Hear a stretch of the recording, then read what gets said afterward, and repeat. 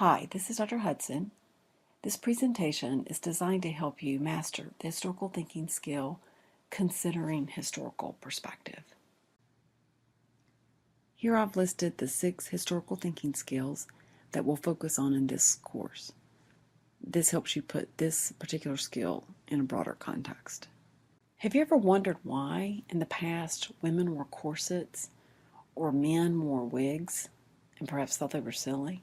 Do you sometimes take as a given that Americans today are more sexually permissive than Americans in the past? Do you perhaps wonder if Americans who willingly and in great numbers fought in World War II were more patriotic than Americans in the 1960s who resisted serving in Vietnam? Have you ever thought people in the past were simply weirder, bolder, dumber, more simple, less sophisticated, or maybe more patient than us? This is a section division. When you reach a slide like this, the presentation will automatically stop, and you decide if you want to continue with the new section, which is titled, or if you prefer to go back and review the previous section. The central question for this skill is, how can we better understand people in the past? And the answer, by considering historical perspective. One of the 6 historical thinking skills you will develop and demonstrate in this course. Historians often quote L.P. Hartley's opening line from his novel, The Go-Between. The past is a foreign country. They do things differently there. This captures the sense that the past is very different from us, and the past needs to be approached with the recognition that the present is a very different place. Although the degree of difference obviously varies depending on when and where in the past. Considering historical perspective means to place the historical actors in their proper context, to interpret and understand them. This involves considering the beliefs and values that influence them, social and economic structures of their society, their state of technology, and considering recent events that weighed heavily on them.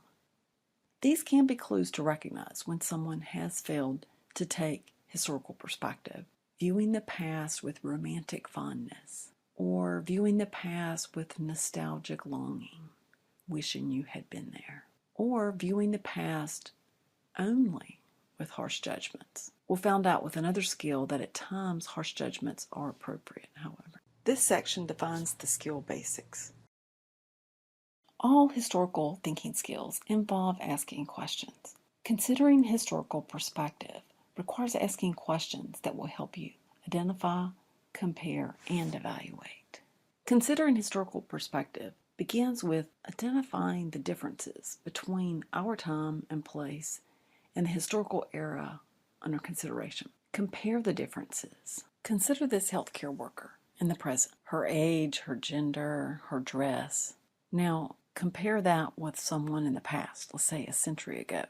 And then ask the questions, what's changed? What are some explanations for these differences? Having identified and compared the differences, now evaluate those differences. What about the social, cultural, material, or intellectual context from the past might explain these differences? What's changed? Could it be the technology, the economy, their methods of communication, religion, either the religious beliefs, the religious structure, or family structure? Has that changed? These are just examples of many factors to consider.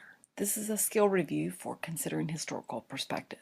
Always asking questions that identify the differences between the past and the present, comparing those differences, and asking questions in the evaluation, which then of course leads to evaluating the historical actor, the behavior, the beliefs in the proper context. And the proper context is in the past.